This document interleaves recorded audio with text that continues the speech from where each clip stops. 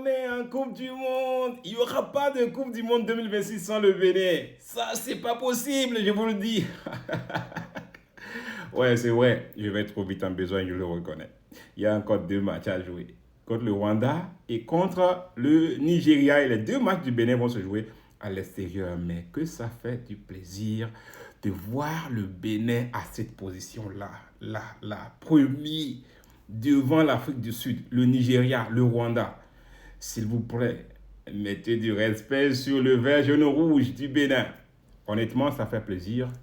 Ceci fait suite à la sanction que la FIFA a eu à prononcer sur l'Afrique du Sud qui avait 17 points et qui a perdu son match contre les États sur tapis vert parce que un joueur sud-africain a été aligné alors qu'il n'était pas qualifié pour jouer ce match-là. Et le Bénin, du coup, est en tête du groupe, ce qui fait vachement plaisir. Et on a écouté également le sélectionneur du Bénin, Gernot Rohr, par rapport à ce sujet. Je voudrais partager ça avec vous rapidement. Bonsoir et bonne journée pour le Bénin parce qu'on se retrouve d'un seul coup premier de notre groupe. Ça a mis du temps parce que depuis 6 mois déjà que la FIFA aurait dû prendre cette décision, ça a été pris que maintenant. Mais toujours est-il qu'on se retrouve en tête de ce groupe, mais il faut surtout pas se griser, pas d'euphorie. Nous avons le plus dur qui commence avec ces 2 matchs loin de nos bases à Rwanda et au Nigeria.